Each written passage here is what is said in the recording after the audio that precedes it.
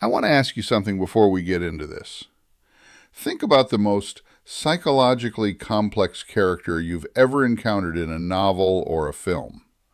The one you couldn't stop thinking about after you finished. The one who felt completely real. Now think about what made them that way. I'd be willing to bet it wasn't a dramatic trauma. It wasn't an earthquake or a kidnapping or a near-death experience. It was something quieter, something that, if you described it to someone at a dinner party, they might not immediately understand why it mattered so much. That's not a coincidence. That's craft. And most writers are working against it without knowing it. My name is Ted Baker, and for 35 years I worked as an executive coach and behavioral diagnostician with Fortune 500 companies. I helped organizations understand why their highest performers behaved the way they did under pressure, what beliefs were driving them, and where those beliefs came from. When I left that world and sat down to write my own novel, I brought those diagnostic tools with me, and one of the first things I noticed was this. The writers who were struggling with flat characters weren't struggling because they hadn't given their characters enough backstory. They were struggling because they'd given their characters the wrong kind of wound. Let me explain what I mean. When most writers think about a character's formative experience, the thing that shaped who they became, they reach for the catastrophic, the house fire, the violent parent, the sudden death, the public humiliation at scale. And I understand why. Those events feel significant. They feel like they justify the weight of a character's psychological burden. If your character is going to carry something heavy for 400 pages, it seems like the inciting experience should be proportionally heavy. But here's what I learned from decades of sitting across from real human beings and tracing their behavior back to its origins. The experiences that shape us most profoundly are almost never the catastrophic ones. They're the ones that happened in an ordinary moment, in an ordinary room, with someone who mattered to us. And in that moment, something small went wrong. A father who came to every game but never said the words.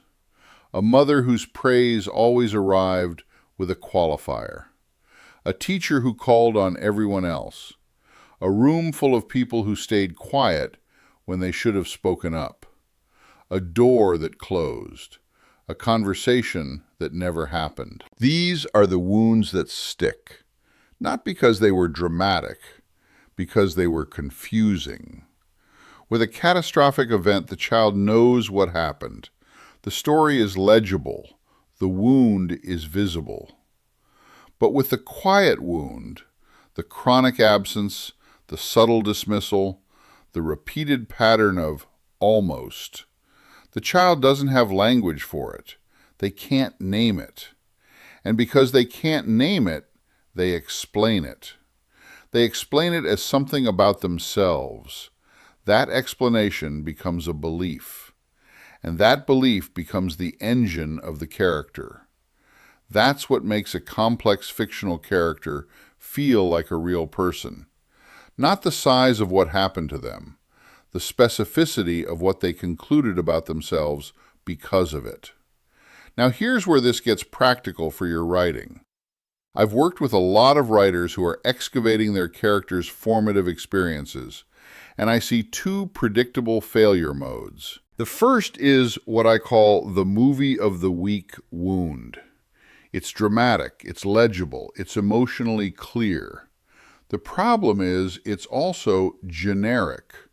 Readers recognize it as a narrative device. It doesn't surprise them. It confirms what they already expected about how storytelling works. The second failure mode is actually the mirror image. Writers who are self-aware enough to avoid the obvious trauma sometimes swing too far in the other direction and land on something so mundane it doesn't carry enough psychological weight. The wound needs to be quiet, but it also needs to be charged. The sweet spot is specificity, not his father was emotionally unavailable. That's a category, not a wound. The wound is the Tuesday evening when the father came home and the child had done something they were proud of and showed it, and the father glanced at it and set it on the counter and turned on the television. That specific Tuesday, that specific glance, that specific counter. Because the child didn't conclude, my father is emotionally unavailable, the child concluded something about themselves. Something like, the things I create are not worth stopping for. That's a belief. And that belief, if it's real, if it's specific, if it fits, will drive behavior for the rest of the character's life in ways that feel both inevitable and surprising, which is exactly what great characterization does. Inevitable because of course they behave this way. Look at what happened to them. Surprising because you couldn't have predicted this specific expression of it. Here's a practical test I use, and I want you to use it on your own characters. Take whatever formative wound you've identified or are considering for your character. Then ask yourself 2 questions. First, is this wound something a camera could have recorded? Not the emotion, the event, the specific observable moment. If you can't see it as a scene, if it's still a category or a pattern rather than a moment, you haven't found the wound yet. You found the context around it. Second, what did the child in that moment need that they didn't get? Not what happened to them, what was absent, what they reached for and found empty space. That absence is where the belief forms. Because human beings and fictional characters who feel like human beings don't build their psychological architecture around what was done to them. They build it around what they needed and didn't receive. The father didn't hit him. He just didn't stop. And the child needed him to stop. That's the wound. That's the origin of the belief. And that's the engine of the story. I want to leave you with one more thought. The writers I've seen make the greatest breakthroughs in character work are not the ones who invented the most elaborate backstories.